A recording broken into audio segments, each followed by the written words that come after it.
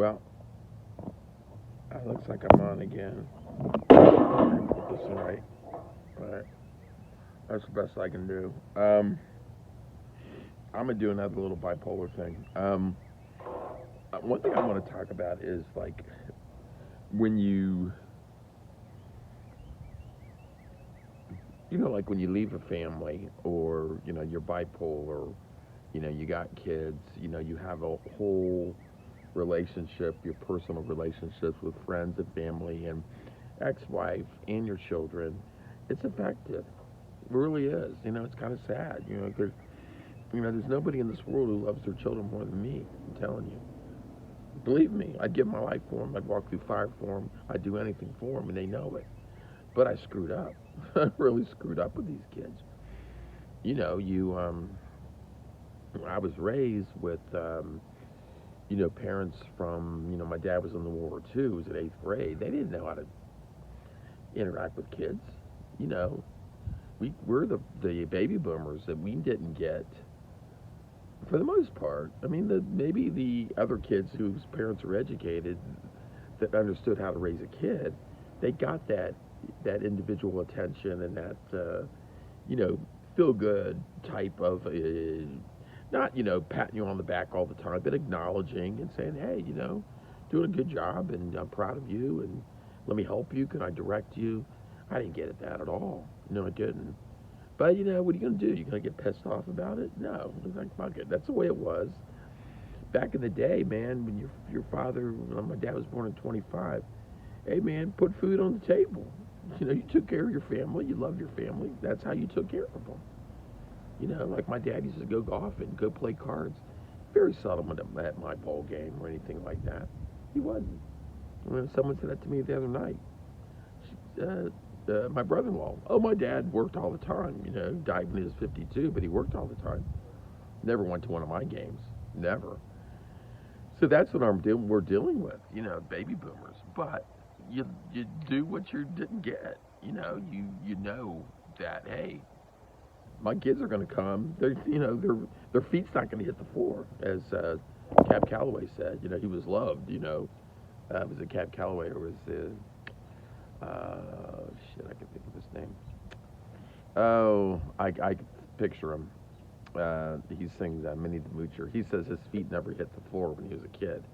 I guess he was raised by his aunt and his grandmother, and it's just like all the ladies like loved him and never put him down. So he had obviously utmost a lot of confidence. But I mean, that's how I wanted to raise my kids. Just really.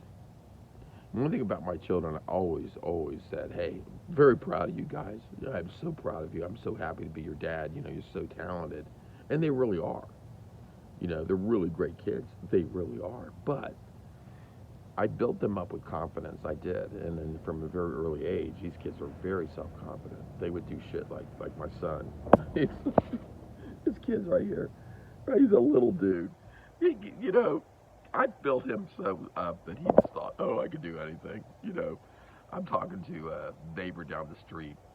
My boy's about this age. He's about this age, right? So we're sitting here chatting, me and Mr. Gill. He's an older guy, and we're sitting here talking in his garage. And all of a sudden, Jacob comes up, gets in the guy's garage. I see him like looking at these little bikes. He's like walking around. Oh, okay, there's a bike. We're in the garage. All of a sudden, he gets on a bike, no helmet. Boom! Starts going straight down the driveway. Going towards the street. I go, what the hell are you doing? Turns right, goes right down the sidewalk. He gets on the bike and just starts riding it. Where people would say, okay, I'm going to take my son and try and teach him. He taught himself. In 15 seconds, I'm going, what the hell? Coming from work one day, right? We got this huge backyard. I'm sitting there having a cocktail, back porch, Friday afternoon.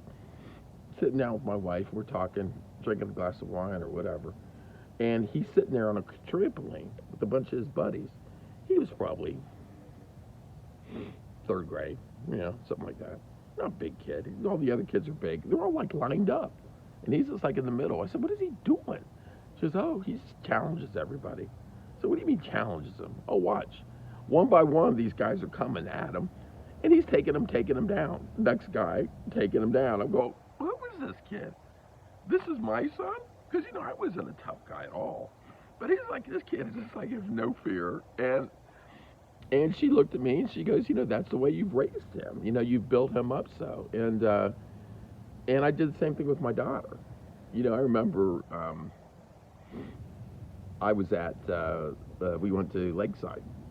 And I taught her from an early age. We go to Whetstone, and she'd be on the trampolines, or not the trampolines, but the playgrounds and stuff.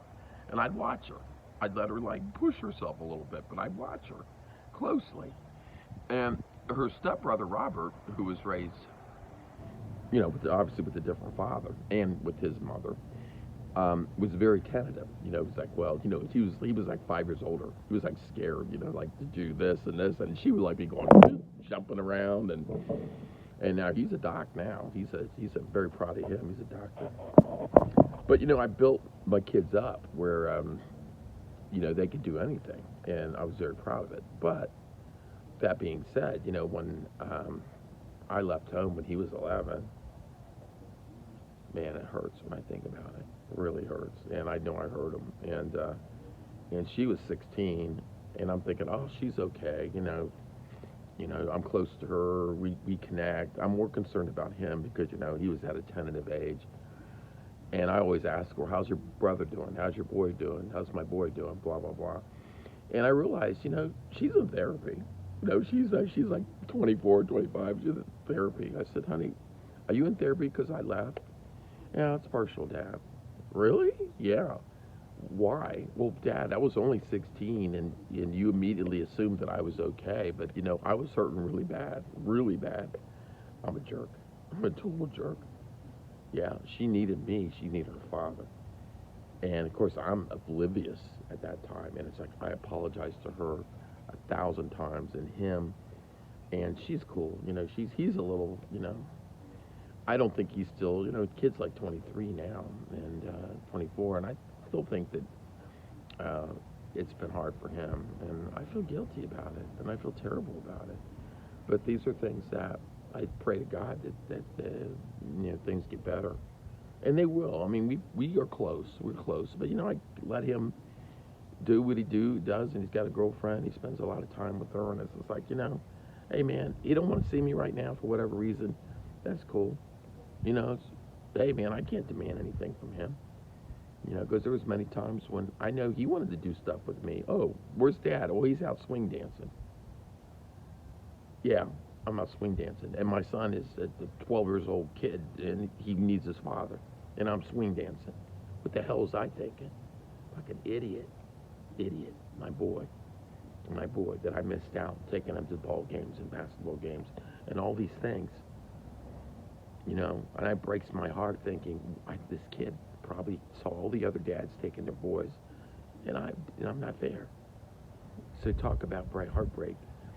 And then it's like you're thinking bad for him, and then I'm waking up one morning and going, wait a minute, how much did I miss? How much time did I miss fishing, doing all these things, and with her? I could have taken her to a movie. We could have went to New York City and see theater and whatever, with her mom, whatever. I missed out on a lot of stuff.